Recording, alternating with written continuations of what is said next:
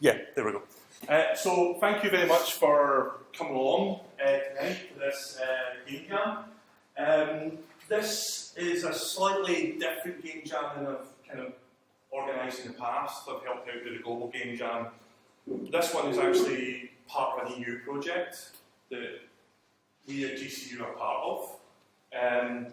It's called Jam Today, and its kind of goals are to kind of run a series of game jams over the next 3 years in certain themes. This year's theme is ICT, but that's not the only goal. There's going to be like research output from this. So we're going to evaluate like how game jams run. You know, what's the best way of running a game jam? This might not be the best way of running a game jam because of my busy schedule, but you know, that's what the part of the experience is all about. We also look at the games that come out of a game jam and see, you know, what makes them good, what makes them bad. Can they actually be used in a sort of learning context, essentially? So the project's a fairly sort of big deal. We have 18 partners and it's about 1 million euros. We only see a small slice of that 1 million, unfortunately. Or I would be buying a new iPhone and going a bit daft.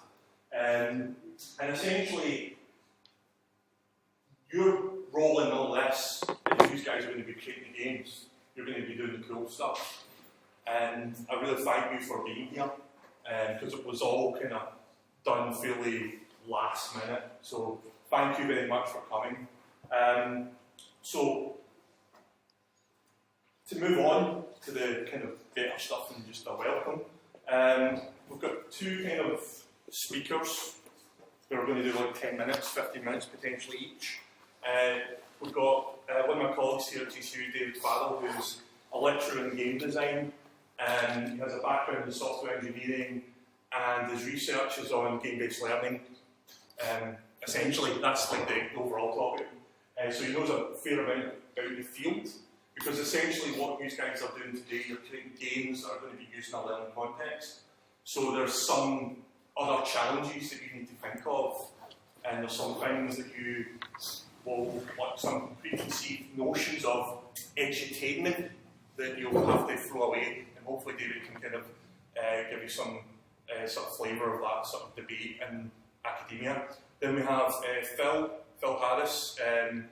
Phil is been kind of amazing getting all this sort of up and running for me. He's kind of helped to kind of promote this. He's also helping to run this, and in fact, taking part as well, I believe. Pretty much doing everything. He's also writing my report, and doing your taxes. Yeah, doing my taxes. So Phil is going to do maybe about 10 minutes just on, you know, jams and sort of kind of general inspirational stuff, and then after that, I will do 5 minutes on the field, and then we'll just start jamming away. There will be people arriving late, I understand, so they can kind of catch up and maybe just join teams that have formed or whatever. It's kind of, you know, fairly loose in that sort of organisation side of things. It's what you guys put into it. So I'll pass over to David. He'll talk about GBL. Have you told them anything about the theme yet? No. Okay. But do you want you can give hints. Yeah, okay. So it's a game-based learning kind of jam. So quick show us who's done game jams before. For most of you, that's good actually. Right? So think about game jams, how mad they are. It's difficult enough to finish a thing in 2 days. It's more difficult to finish a thing and make it enjoyable, because how often are your game jam games fun? It's even more difficult to do that and also somehow affect some sort of learning in the game, right? So impossible almost, but that's why we do it, I suppose. So I'm going to give a tiny bit of information about game-based learning, but there's no way to do it justice in 10 minutes, so that I won't even try. I'll just throw out some things that might spark a bit of ideas in your head. First thing is there's two big reasons people like the idea of using games. They like games because they're fun. So a lot of the problems we have in education are people getting bored, or finding it too difficult, frustrated, walking away, or just being disinterested to begin with. So games carry a lot of emotional juiciness to them. And that's one of the biggest, that's probably the biggest reason that people even try to do game-based learning, It's used in schools, it's used in unis, everywhere. Training for McDonald's to use games because it's more fun than doing it the other way. And that's maybe something that you all have good instincts on, being sort of involved in games. And the other, slightly less evangelized, but maybe more interesting to me sometimes, is that the games are proven to teach you certain things. You play a game, you learn how to play it. You really learn the nitty-gritty of the game by interacting with it, getting feedback from the game system. You know, if you're playing Civilization, you learn about the benefits of having good territory because the archers work better on hills than they do in, say, forests, etc. So there's something about the way the games allow you to push the world and have it push back at you that allow you to learn by doing stuff. So if you build a game that lets you do a thing that's sort of vaguely realistic, you can learn how that thing works. And that's the cognitive. Now, what's best is when games bring it together. And they improve the emotional side, you feel motivated, you want to do it, but there's also some actual learning content in there, and that's why it's so difficult to do game-based learning. So if you're thinking about ideas, you can think focusing on either a really cool way to teach something in a game, or a really fun way to represent the sort of learning aspect you're going to be asked to in the game, or if you're really ambitious, you can go for both. On the other thing, I want to mention 3 different ways that teachers and people actually use games. Brian mentioned edutainment. Do you know what edutainment is generally? Shakes or nods? Almost no. Because edutainment is kind of your old school memory kind of games. So math blaster type things where you're flying a spaceship and then instead of pressing space bar to shoot, like 3 times 5, you're going to go 15. That's how you guys shoot his lasers. Very big separation between what the game's about and what you do in the game. And they tend to be focused on just improving your memory. So anything that's like, what are the capital cities of Europe? You've got to just get it right and move on really quickly. That's about training your memory for something you kind of know a little bit. So, say, for example, your game was about programming, and you were shown like a declaration and told what kind of variable, what kind of data would go in this, and you have to pick really quickly. That's a game that's not the best, all-round experience, but it's going to be training you for something you can know. So those kind of games are what edutainment is. They're really good at improving your memory. That's what most people think of when they think of educational games. Things that are little wee questions that you're answering and getting better and quicker at doing it. And they're actually one of the most widely used things used in schools. Brain training games are all about improving your mental maths by just doing tiny little puzzles all the time. And they're quite effective at improving just flat memory of facts. So if that's the thing you're going for, that's also bad. But do remember, if you're going in that path, the repetition is actually what's good about it. If you need to do 1,000 sums to get good at sums, then the game can be just fun enough to make you put up with 1,000 of them. And you don't need to go into like trick, you can just focus on sums. Another way that games are used is what they call contextual hubs, which is like a cool context that the teacher does the work. This makes your job easier because you're not having to do the learning. An example is Guitar Hero. Guitar Hero gets used in schools all over Scotland, and when they play Guitar Hero, what are they learning? Well, they may be learning some things in music, but what they use it in schools for is to motivate and contextualise other things that kids do. So they'll do posters for their band, advertising. They'll do geography, they'll look up venues, and they'll do business, they'll look up how much to charge for tickets and what the cost of fuel would be. And if you think about what the game's doing there, it's given a really cool context for you to latch onto. So if you think you're not wanting to focus too much on the pedagogy, the actual teaching part of it, you can make something cool that is themed appropriately to allow people to use it to teach some sort of element of whatever it is you're going to be doing for the jam.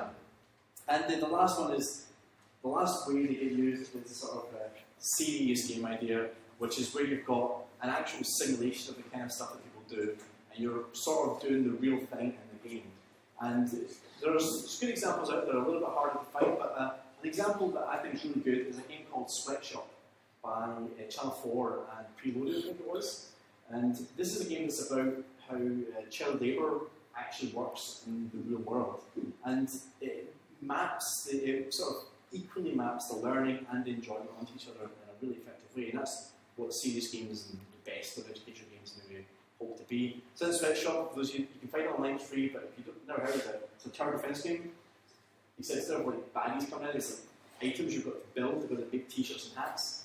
And instead of having towers, you've got to be workers. And that alone is maybe thematically contextual. That's your context to talk about it.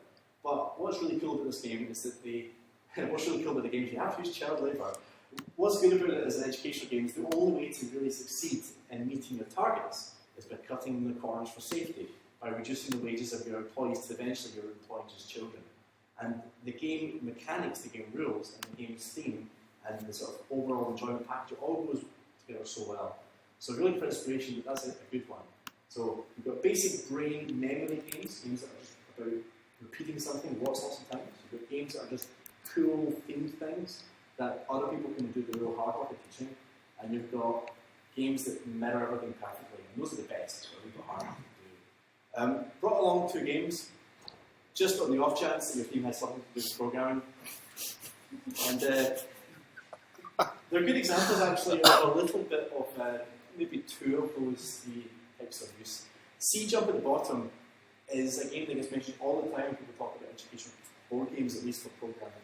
And it's interesting because it's themed like programming quite strongly. You've got function calls, you've got loops, you've got all the rest of it.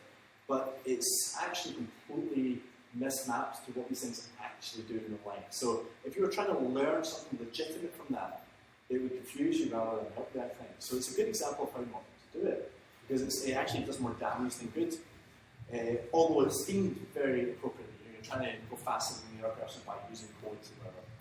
Robo Rally, on the other hand, is maybe a slightly better attempt at mapping the 2. It's a game where you've got to declare the moves you want to give your little robot person, and everybody puts down 3 rules, and then you all play it in real time. So you've got to be able to anticipate future logic, which is a big part of what programming is about, is branching logic and thinking about logical instruction sets. The last thing I'll mention, and if you forget about it, Brian or Dave know this game well, is a game called Robozzle. It's available on your iThings and your Android things, and it's a little game that's really simple, but you have a little spaceship and you've got to try and solve a puzzle that clicked all the blue stars. And it's almost like those wee turtles you used to get from back in the day that drew things. And you program it like that. You go forward, left, right, down. Something like that. And then you press a button and it does it. And as you play through those levels, you do functions, you do jumps and turns, all that kind of stuff. This is another good example of a relatively fun game that also kind of embeds some of the sort of learning aspects into it. It's too big a thing to try to get in 2 minutes, 10 minutes. But just think of being clear on what you're trying to achieve and being very, very not unambitious, but be realistic about what you're going to do. It's hard enough to make a thing. It's even harder to make it fun. It's even harder to make a thing that's fun and also education. So be narrow in your scope, I would say. Any questions about all of game-based learning or anything at all? No? Okay. Thanks, Dave. And now we have Phil Harris to give some inspirational words, as always.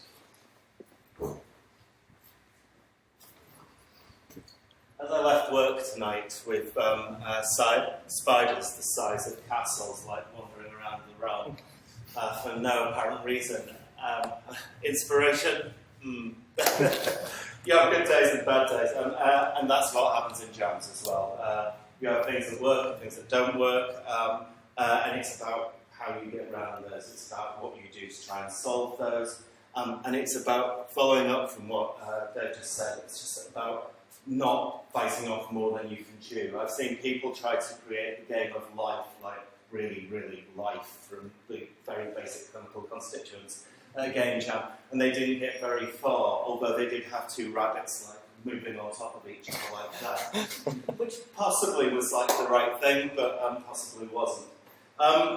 Keeping it simple is definitely one of the things that you want to do in a game jam. There's a massive difference between 2D and 3D. 2D is a whole lot simpler, and therefore that's keeping it simple. There's a whole lot of difficulty with like writing a full storyline for a game, because that involves a lot of writing, and there's going to be somebody like sitting down and it's possibly not going to tag all together. Having like run a team which Brian was in, and sat there working out a fantastic scoring system for the game.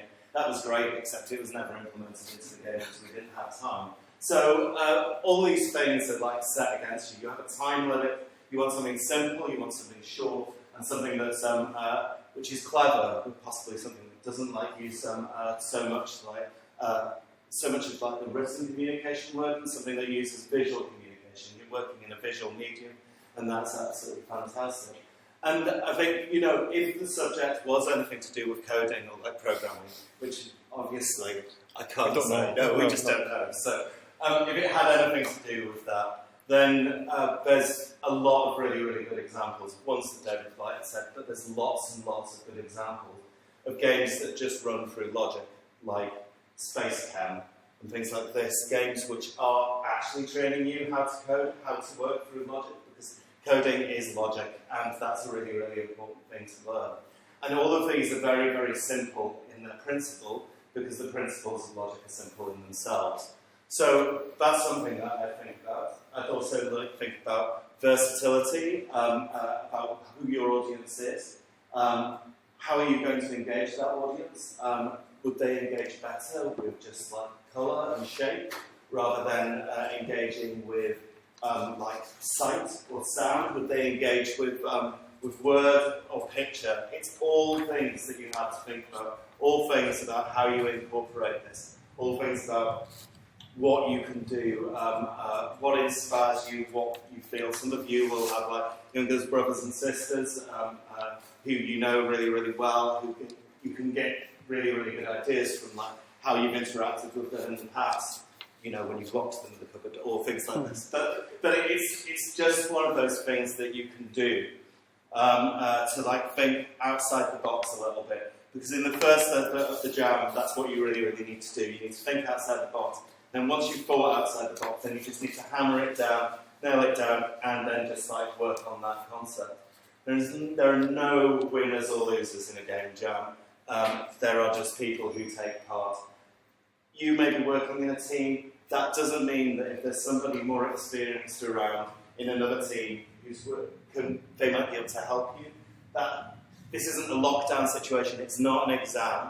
And if you want your thing to succeed, what we do in the industry is we talk to each other. We talk to each other about problems and how we can fix them and resolving them, and so that we don't have giant spiders roaming around the land with me going crap at the end of like the week. So everything is fixable. We've got some really, really good people here to help you out. I want to jam with the team, but that doesn't mean that people can't come and grab me and say, could you have a look at this? What do you think about this? How's this working? I'm going to jam with Sam Jams for a while, and it's good for me, but I'm here to help everybody. And I really don't mind. It's a really, really warm room. I hope people got deodorant, because that's like my number one for like a game jam. If not, there are places you can get deodorant really fast. It's just going to get warmer in here. It's not going to get cooler. Get outside, get some fresh air. It's just good for you. It clears the mind. I always recommend trying to get some sleep. I know other people who just don't do it with like sleep. It's your choice, but remember on the Sunday when it comes down to crunch time, your brain functions are going to be lower.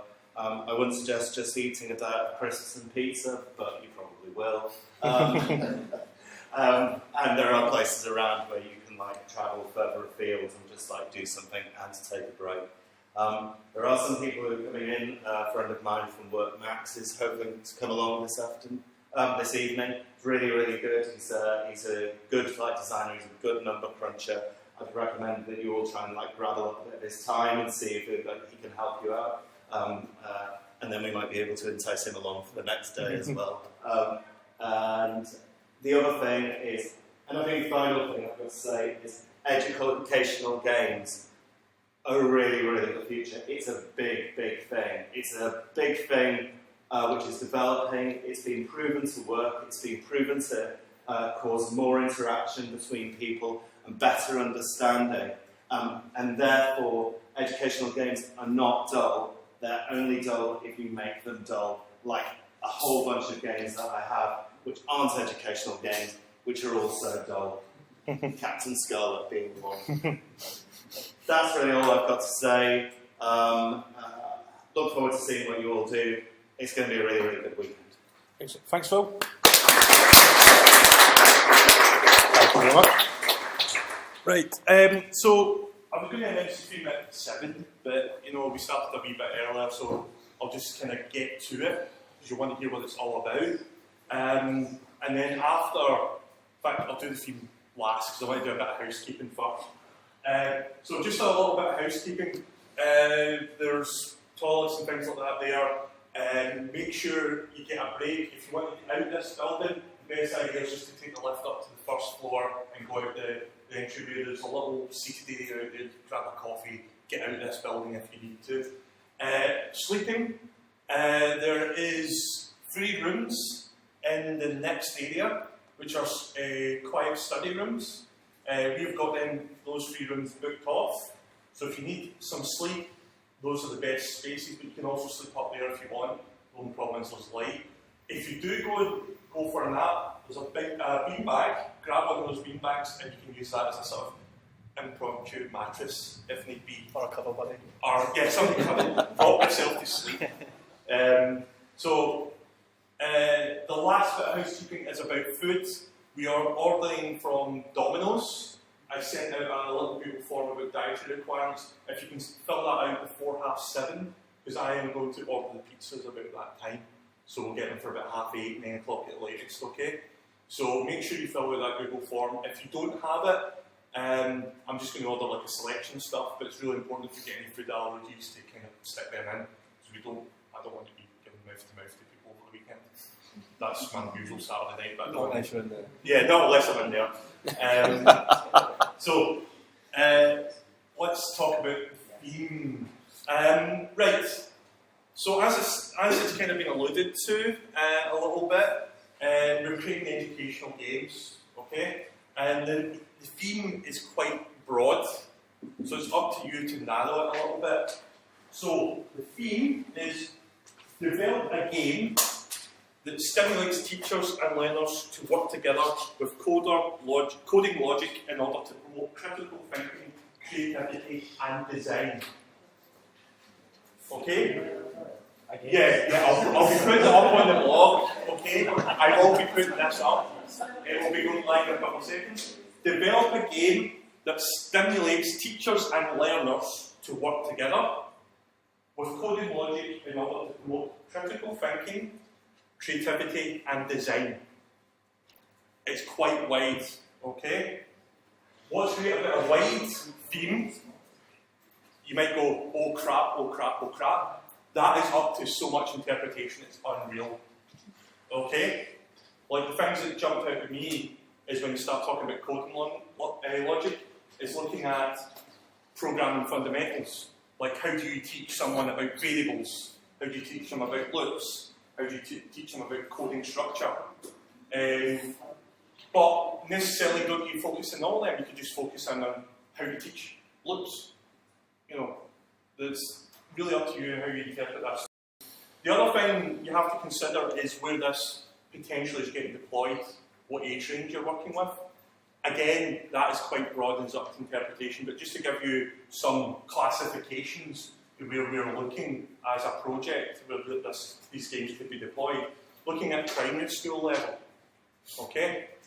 Looking at high school, university and higher education, informal learning or adult education. So pretty much every kind of learning you can get, formal and informal, across the world essentially.